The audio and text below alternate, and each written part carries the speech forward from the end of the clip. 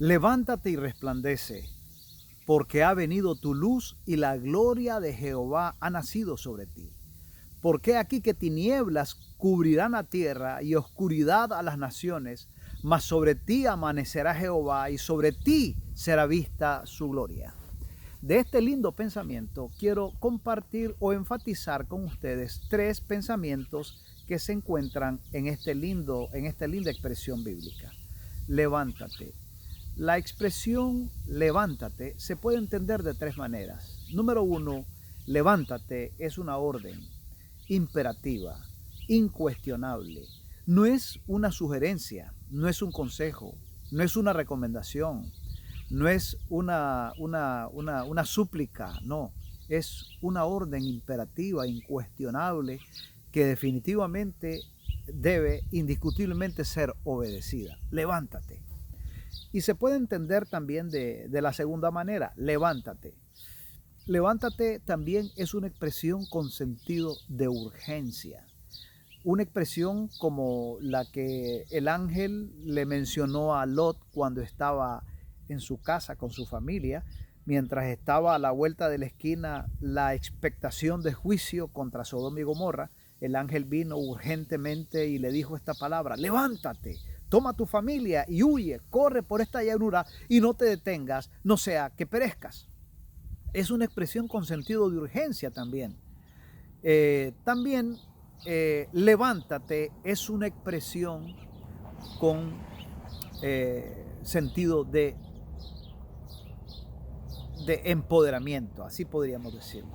Es una expresión con empoderamiento. Significa de que la palabra que Dios declara te empodera, te habilita, te capacita. Levántate. No es también simplemente una expresión caprichosa, sino que es una expresión, uno, para ser obedecida. Dos, levántate, como decía, el segundo sentido es una cuestión de urgencia, es una necesidad, hay que hacerlo. Y en tercer lugar, es una palabra que te empodera, te capacita para hacerlo. Levántate. Eso lo conectamos con lo que la palabra decía al principio, la palabra de Dios, cuando Dios dijo sea la luz y fue la luz, cuando Dios dice produzca la tierra hierba y se produjo hierba. Entonces esa expresión también es empoderativa, es habilitativa, es capacitadora. Eso es la palabra de Dios. Así que levántate. Esa expresión también se entiende como el acto de buscar la presencia de Dios. Si hay una forma en que espiritualmente podemos levantarnos y alentarnos con vida, con vitalidad, es buscar la presencia de Dios. Es encontrarnos con Dios a través de la oración, a través del estudio de la Biblia, a través de la comunión, la meditación, ¿verdad? Son actos devocionales que también nos elevan a Dios. Ahora, el segundo pensamiento que voy a compartir con ustedes de este pensamiento bíblico es y resplandece. Levántate y resplandece. La palabra resplandecer, hermanos queridos, tiene que ver con el efecto, el resultado que viene después de levantarse, después de comunicarse con Dios, después de conectarse con Dios, después de estar en esa conexión con Dios, vamos a resplandecer. Quiero conectar esto con lo que experimentó Moisés cuando Dios le dijo: Moisés, levántate, sube al Sinaí y allí yo te daré los dictámenes, las leyes, el testimonio para mi pueblo. Y entonces Moisés subió al Sinaí, dice el pasaje bíblico que se encuentra en Éxodo, el capítulo 34, habla de esa linda experiencia. Y Moisés estuvo allí dice, 40 días y 40 noches. Y después que hubo estado con Dios 40 días y 40 noches, él bajó con las tablas del testimonio, con el decálogo, con las 10 palabras. Y cuando él bajó, dice el pasaje que él no sabía, el texto dice que él ignoraba de que su piel resplandecía, su rostro, su tez resplandecía. El acto de resplandecer es un acto consecuencial después de habernos levantado, después de buscar la comunión con Dios, después de estar conectados con Dios. Seguramente tu vida va a resplandecer a través de tus palabras, a través de los actos, a través de los gestos. Es decir, tu vida va a resplandecer en tu familia, en tu vecindario, en tu comunidad, en tu ciudad. La gente va a notar, aunque tú no te des cuenta, la gente va a notar que tú resplandeces con tus palabras, que tú resplandeces con tus actos, que tú resplandeces con los actos de perdón, de benevolencia, de amabilidad, de servicio, de cordialidad, etcétera, etcétera. Es decir, tu vida no será igual después que te has levantado y después que has vivido una experiencia de comunión con Dios. Levántate y resplandece. Ahora, el tercer pensamiento de Isaías 60 es un pensamiento bastante largo. La última parte del pasaje dice, levántate y resplandece. Y luego dice, porque ha venido tu luz y la gloria de Jehová ha nacido sobre ti. Porque aquí que tinieblas cubrirán la tierra y oscuridad las naciones, mas sobre ti amanecerá Jehová y sobre ti será vista su gloria. Ese último pensamiento es largo. Estoy tratando de abarcar todo el pensamiento de Isaías 60, especialmente de esos pasajes bíblicos. Pero ese último pensamiento podemos dividirlo en dos lecciones, ¿verdad? La primera parte dice, porque ha venido tu luz y la gloria de Jehová ha nacido sobre ti. Ese pensamiento es un pensamiento revelador. Nos habla de los actos maravillosos de Dios, especialmente de los actos salvíficos de Dios. Porque ha venido tu luz. Jesús declara en el Nuevo Testamento, yo soy la luz, el que me sigue no andará en tinieblas. Al principio lo primero que Dios hizo fue la luz y la luz se hizo. Dijo Dios sea la luz y fue la luz. Es decir, la luz representa los actos creativos, los actos redentivos de Dios. Eso significa la luz en el contexto bíblico. No es otra cosa que el plan de salvación. Entonces cuando dice levántate y resplandece porque ha venido tu luz, porque hay una obra linda que Dios ya ha hecho en tu favor, que Dios ya realizó en tu favor. Y eso se llama gracia, eso se llama redención, eso se llama salvación. ¿Y qué es gracia? Bueno, gracia es el tema central de toda la Biblia. Es lo que se menciona desde el Génesis hasta el Apocalipsis. Y es lo que la Biblia hace alusión de que ese plan de salvación, ese plan de redención fue gestado desde antes de la fundación del mundo, fue creado por Dios desde antes que existiéramos, ya existía ese plan glorioso de salvación, de redención y de gracia. Gracia, básicamente, porque significa cosas que mi mente no puede contener ni entender, pero básicamente gracia significa perdón, cobertura y transformación. Voy a explicarles esto ilustrando con la experiencia de que vivieron nuestros primeros padres, Adán y Eva. Adán y Eva, cuando pecaron, lamentablemente, Dios intervino para sacarnos del grave problema de la muerte. La Biblia declara que la paga del pecado es la muerte. Y la muerte, hermano, es espantosa. La muerte es el fenómeno, no es natural, antinatural, que los hombres no estamos dispuestos a aceptarlos, ni la queremos. Así que la muerte es uno de los efectos más espantosos del pecado, además de que el pecado te produce tristeza, soledad, miedo, enfermedad, pobreza, miseria y todas las cosas desventuradas que pueden ocurrirte, las provoca el pecado. Así que el pecado es algo que Dios odia porque el pecado nos quita la felicidad, el pecado nos arranca la felicidad, la paz, la tranquilidad, el pecado nos quita la salud, el pecado nos arranca la finanza, el pecado nos arranca todo lo que favorece al hombre, el pecado destruye con todo lo bueno y lo que es deleite y disfrute para todos nosotros. Por lo tanto, Dios tuvo que resolver ese problema del pecado. El problema, más que una pandemia, más que una enfermedad incurable, es un mal que no tiene solución. Es un mal que solamente se cura con el plan de Dios. Juan lo declaró y él dijo, he aquí el Cordero de Dios que quita el pecado del mundo. Así que amigos, cuando hablamos de gracia tenemos que hablar también de qué nos libró la gracia, del pecado. El pecado que provoca lo más espantoso que hay en la vida, la muerte y la condenación eterna. Dios previó un plan, desde antes de la fundación del mundo reveló un plan que se los explicó a Adán y Eva en la figura de la muerte de un cordero y en la figura de la piel del cordero que les puso encima. Cuando ellos pecaron, ellos huyeron de Dios. Y cuando ellos huyeron de Dios, se vieron que estaban desnudos. Y entonces se escondieron entre los árboles y se cubrieron con hojas de higuera para cubrir su problema de desnudez y de vergüenza. Entonces Dios los encontró y Dios pues les habló, conversó con ellos y les explicó el plan, ¿verdad? Que iba a venir a través de uno de sus descendientes. Dios iba a librarlos de esa mordedura de la serpiente, que la serpiente mordió en el talón, pero esa simiente iba a romper la cabeza de la serpiente, iba a resolver el problema del pecado en el cual ya ellos estaban. Y toda la humanidad está. Entonces Dios iba a resolver ese problema. Y lo figuró, lo ilustró en la muerte del Cordero. El Cordero que muere, la muerte que Adán y Eva merecía morir. El Cordero que es condenado inocentemente, no siendo culpable, por el culpable que ha cometido el error, que ha pecado. Entonces matan al inocente. Y no solamente matan al inocente, como el culpable, además de que ha sido perdonado, ahora que ha sido perdonado, queda desnudo.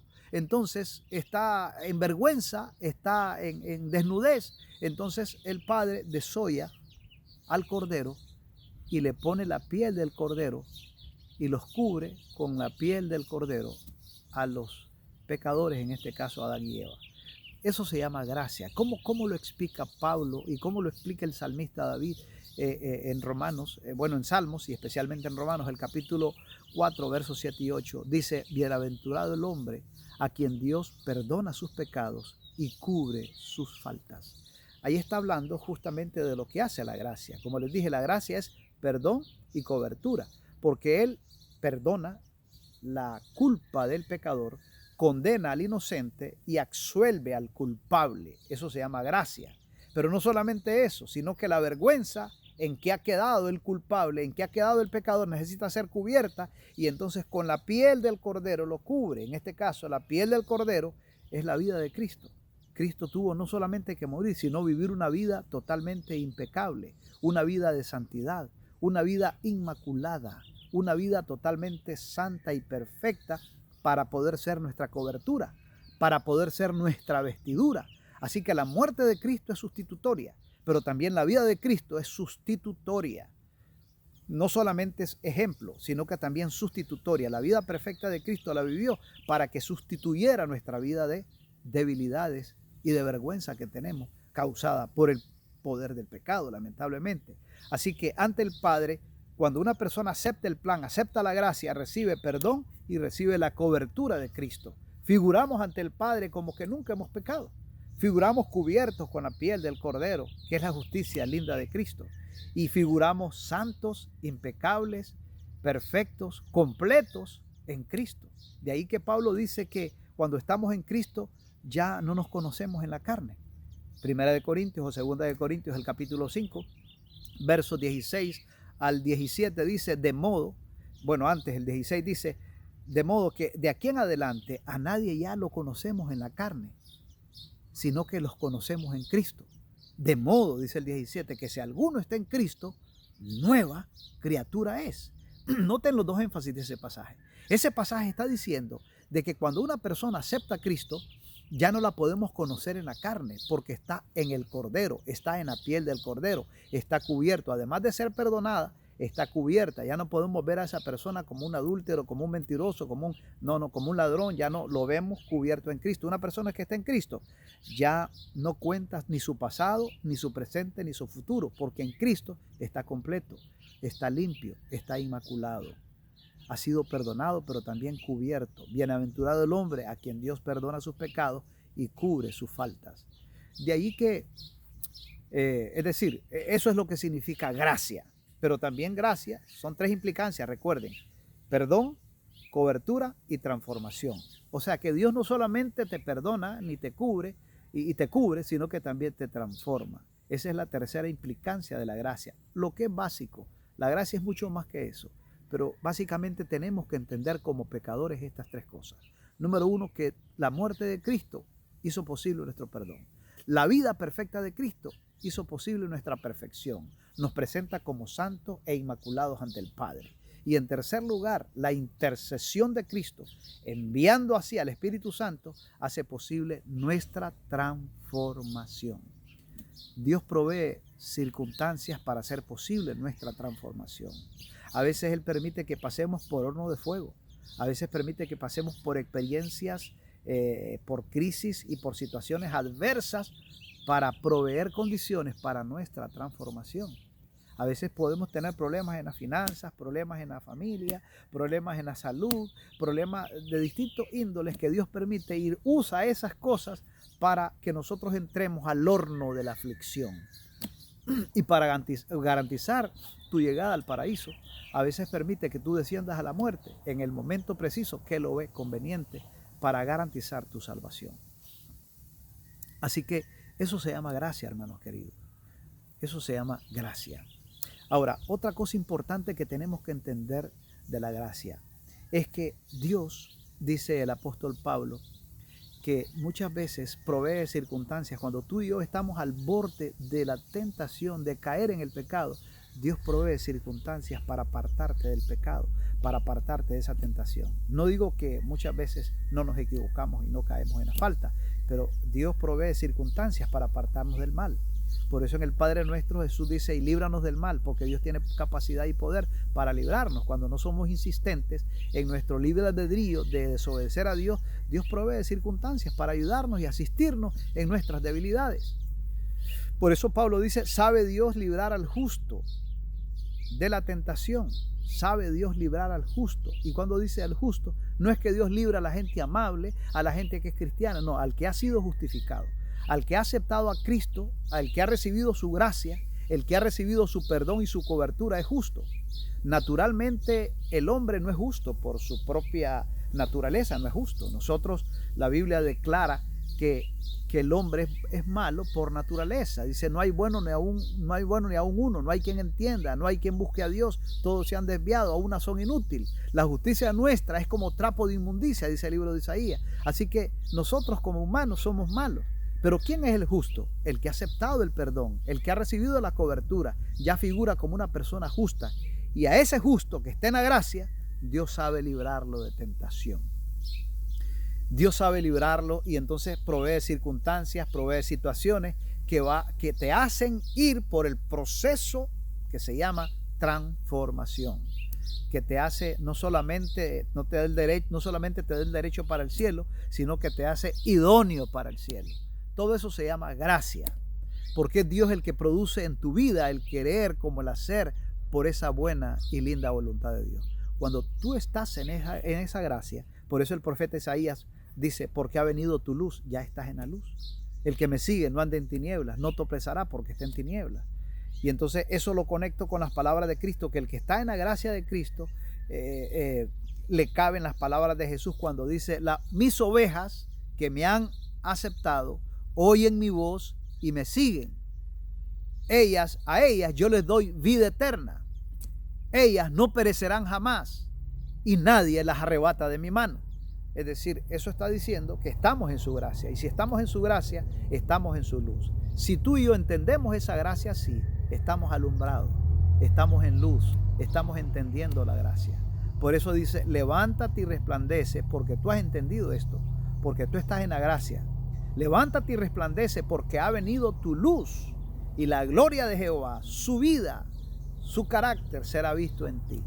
Entonces, tarde que temprano, a la corta o a la mediana, lo quieras o no lo quieras, lo notes o no lo notes, tu vida va a resplandecer si te levantas. Es lo que dice: levántate y resplandece. Y recuerden que levantarse son tres implicancias. Es una orden imperativo que incuestionablemente debe de ser obedecida. Es una orden también porque es una necesidad, hay que hacerlo. Y es una orden empoderadora porque te capacita y te habilita para hacerlo. Por eso es importante levantarse. Y cuando tú te levantas, buscas esa comunión con Dios, esa relación con Dios, que lógicamente te lleva a alumbrar, a resplandecer, como ocurrió en Moisés y como ocurre en todas las personas que buscan esa presencia linda de Dios. Ahora, ¿por qué debe de hacer esto? Porque aquí que tinieblas cubrirán la tierra y oscuridad a las naciones. Esa expresión está revelando de que llegará un momento, y casi estamos llegando en el tiempo, cuando la gracia de Dios se está disipando, es decir, está terminando para los seres humanos. Y no es que está terminando en Dios, sino que los hombres hemos llegado a un punto de intolerancia, hemos llegado a un punto de pecado, hemos llegado a un punto de rebelión que ya no cedemos al amor de Dios, ya no cedemos ni a las amenazas del infierno, ya no cedemos ni a las amenazas de la condenación, y ya no cedemos a lo más poderoso, ni al amor de Dios, ya no cedemos a eso. Entonces hemos llegado al punto sin retorno y entonces ya no hay solución. En esa condición, la gracia, ya no hay más nada que hacer, y entonces dice: el que sea justo siga siendo justo, el que sea santo siga siendo santo, el que es impío seguirá siendo más impío. Entonces los hombres, cuando termine la gracia, quedamos bajo el gobierno de nuestras propias pasiones desordenadas, nuestras concupiscencias y todos los deseos carnales habidos y por haber. Por eso Pablo dice que en los días finales vendrán tiempos peligrosos, hombres amadores de los deleites más que de Dios, hombres sin afecto natural, envidiosos, criminales. El crimen se va a legalizar, como ya lo ha sido. El aborto es un crimen legalizado. Pero no solamente eso, el controlar la población mundial, entonces se va a justificar que hay que regular la población del mundo y se va a legalizar el crimen. Es espantoso. Amigos, estamos llegando al tiempo cuando la gracia deje de intervenir por la humanidad, cuando la gracia ya se retire de la tierra, entonces los hombres quedaremos bajo el gobierno, bajo las concupiscencias y los deseos desordenados del hombre, y bajo la ira de los demonios que van a intervenir, porque lo que ellos quieren es destruir a la raza humana, porque saben que les queda poco tiempo. Eso dice Apocalipsis. Y el diablo, sabiendo que tiene poco tiempo, ha descendido a la tierra con gran ira, refiriéndose a la fase final de la historia, que van a ser espantosos. El diablo va a tener la capacidad de usar a hombres para manipular la misma naturaleza, causar dolor al ser humano, causar sufrimiento, crimen. Eso va a ser espantoso, y ya estamos viviendo esos días finales. Amigos, he aquí que tinieblas cubrirán la tierra y oscuridad a las naciones, pero sobre ti no se va a retirar mi gracia. Sobre ti amanecerá Jehová, y sobre ti será vista su gloria. Por lo tanto, amigos, es necesario que nosotros atendamos a ese llamado de Dios que nos dice: levántate y resplandece. Porque ha venido tu luz, porque estás disfrutando de la gracia, porque has entendido el perdón, has entendido que Dios te ha cubierto, has entendido que estás en un proceso de transformación. Levántate y resplandece, porque ha venido tu luz y la gloria de Jehová ha nacido sobre ti. Porque tinieblas vienen y cubrirán la tierra y a todas las naciones, pero sobre ti amanecerá Jehová y sobre ti será vista su gloria. Únete al pregón del último tiempo. Únete a aquellos que predican la justicia de Cristo. Únete a aquellos, como dice Daniel 12:4, que los que predican la justicia a la multitud van a resplandecer como las estrellas a perpetua eternidad. Y esto pues, dice el apóstol Pablo, conociendo pues que ya es el tiempo de levantarnos del sueño, porque nuestra salvación está más cerca que cuando creíamos. Por lo tanto, vistámonos con las armas de la luz, desechemos las obras de las tinieblas y vistámonos del Señor Jesucristo. Amigo, que Dios te bendiga. Que Dios nos ayude a experimentar esa linda palabra que nos invita a levantarnos y a resplandecer, porque tenemos esa gracia. Ahora, si no estás en esa gracia, si no entiendes esa gracia, si no has recibido esa gracia, mucho menos la vas a compartir. Pero si no has hecho, estás en tinieblas igual que las demás naciones.